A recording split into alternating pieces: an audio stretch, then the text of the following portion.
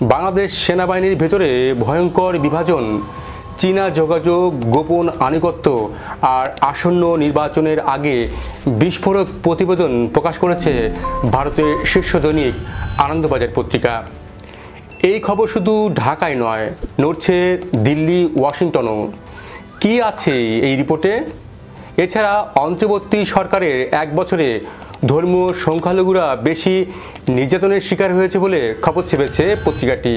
এতে বলা হয়, বাংলাদেশের শীর্ষ পর্যায়ের নেতৃত্বের কাছে উদ্বেগ জানিয়েছে ভারত। আর কি কি বিস্ফোরক তথ্য প্রকাশ করা হয়েছে, চলুন বিস্তারিত জেনে নেই। বাংলাদেশের রাজনীতিতে সেনাবাহিনীর ভূমিকা কখনোই অস্বীকার করার মতো নয়। স্বাধীনতার পর থেকে দেশের ক্ষমতার পালাবদলে সরাসরি বা পরোক্ষভাবে সেনাবাহিনী গুরুত্বপূর্ণ প্রভাব বিস্তার করেছে। অথচ এই সেনাবাহিনী নিয়ে বর্তমানে নানা সমীকরণ, বিভাজন ও গোষ্ঠীদ্বন্দ্বের খবর সামনে এনেছে ভারতের জনপ্রিয় দৈনিক আনন্দবাজার পত্রিকা।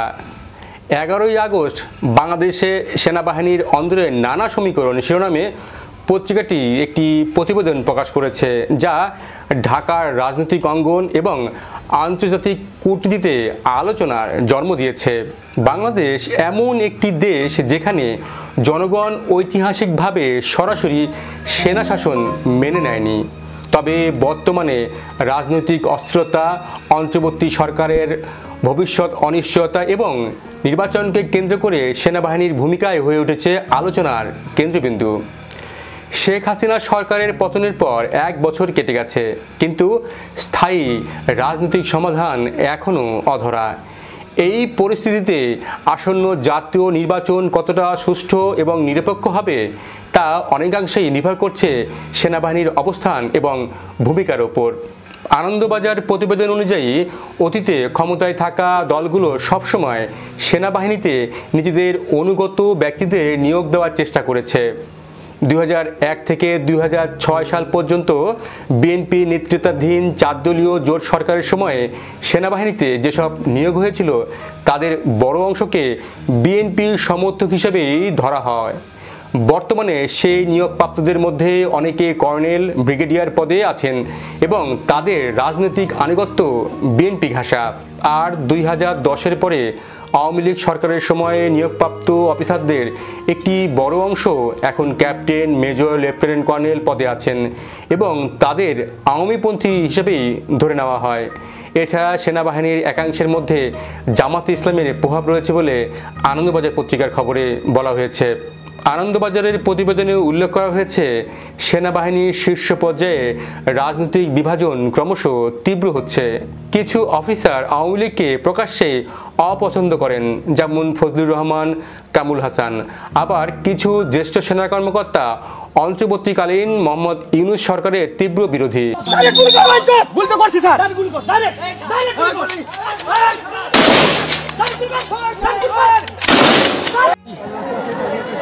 হয়তো সে মৃত।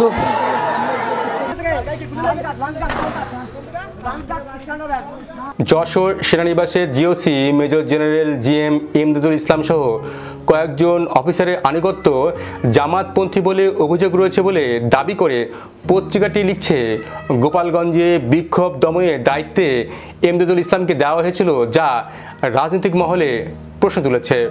এই বিভাজন সেনাপ্রধান জেনারেল ওয়াকুরুজ্জামানের বড় চ্যালেঞ্জ হয়ে দাঁড়িয়েছে। সূত্রের দাবি, সম্প্রতি ইউনূস সরকার 57 জন সেনা অফিসারের বিরুদ্ধে ব্যবস্থা নিতে চাইলে ওয়াকুরুজ্জামান সেটি আটকে দেন, যাতে বড় ধরনের অস্থিরতা এড়ানো যায়। ভারতের জনপ্রিয় দৈনিকটি আরও লিখছে, 3 জন সাবেক সেনা কর্মকর্তার ভূমিকাও গুরুত্বপূর্ণ হয়ে উঠেছে। তারা হলেন ইকবাল করিম ভূঁইয়া, রেজ্জাকুল হায়দার চৌধুরী এবং আবদুল্লাহিল আমান আজমি।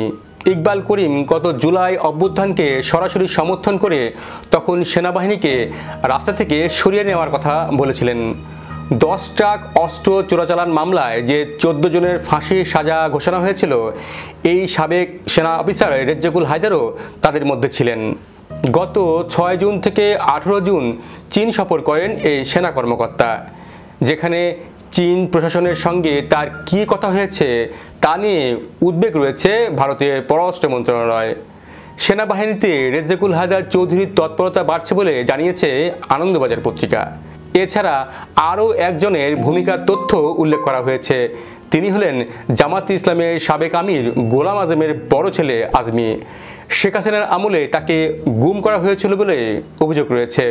আনন্দবাজার লিখছে, রেজ্জাকুল হায়দারের সাম্প্রতিক চীন সফর শুধু ঢাকায় নয়, নয়াদিল্লিতেও দুশ্চিন্তা বাড়িয়েছে।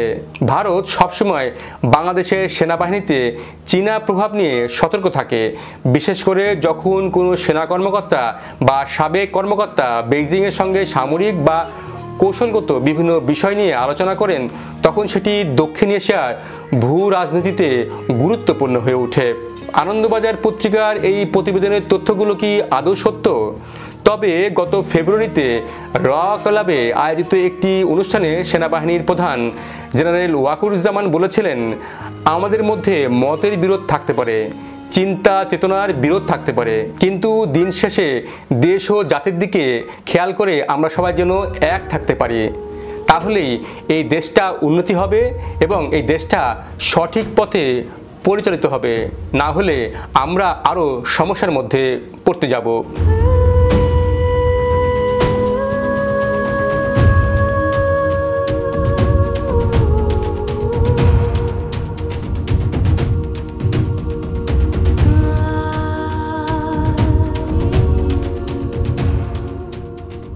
এদিকে বাংলাদেশে ধর্মীয় সংখ্যালঘুদের উপর হামলার ঘটনায় পাকিস্তানের তুলনায় বেশি হয়েছে বলে আরেকটি সংবাদ প্রকাশ করেছে আনন্দবাজার পত্রিকা। সেখানে বলা হয়, সংসদের শেষ দিনে তৃণমূল সাংসদ সুস্মিতা দেবের প্রশ্নের জবাবে পররাষ্ট্র প্রতিমন্ত্রী কীর্তিবর্ধন সিংহ জানান, গত 4 বছরে বাংলাদেশে অন্তত 3582টি ঘটনায় হিন্দুসহ অন্যান্য ধর্মীয় সংখ্যালঘু আক্রান্ত হয়েছেন। ভারত সরকার বিষয়টি নিয়ে বাংলাদেশের শীর্ষ পর্যায়ের নেতৃত্বের কাছে উদ্বেগ প্রকাশ করেছে এবং সংখ্যালঘুদের সুরক্ষা এবং কল্যাণ নিশ্চিত করতে যথাযথ ব্যবস্থা নেওয়ার আহ্বান জানিয়েছেন। আনন্দবাজার পত্রিকা লিখছে, ডক্টর মোহাম্মদ ইউনূসের নেতৃত্বাধীন অন্তর্বর্তীকালীন সরকারের 1 বছর পূর্তির সময়ে ভারতের কেন্দ্রীয় গোয়েন্দা সংস্থা একটি সমীক্ষা রিপোর্ট প্রকাশ করেছে। এতে দেখা যায়, গত 12 মাসে গণহিংসায় পিটিয়ে মারার ঘটনায় বাংলাদেশে নিহত হয়েছেন অন্তত 637 জন। নিহতদের নাম, ছবি, বয়স, ঠিকানা সহ পূর্ণাঙ্গ তালিকাও প্রকাশ করা হয়েছে। রিপোর্টে আরও বলা হয়েছে, সংখ্যালঘুদের উপর সবচেয়ে বেশি হামলা ঘটনা ঘটেছে অন্তর্বর্তী সরকারের আমলেই, যা সাম্প্রতিক বছরের মধ্যে সবচেয়ে বেশি। রাজ্যসভায় দেওয়া এক প্রশ্নের উত্তরে পররাষ্ট্র প্রতিমন্ত্রী বাংলাদেশের সঙ্গে পাকিস্তান এবং আফগানিস্তানের তথ্য একসঙ্গে তুলে ধরেন। তিনি জানান, একই সময়সীমায় পাকিস্তানের সংখ্যালঘুদের উপর হামলার ঘটনা হয়েছে 334টি, যা বাংলাদেশের তুলনায় অনেক কম। প্রতিমন্ত্রী কীর্তিবর্ধন সিংহ সংসদকে বলেন, সংখ্যালঘুদের উপর হামলার বিষয়টি শুধু ঢাকাতেই নয়, আন্তর্জাতিক মঞ্চেও তোলা হয়েছে।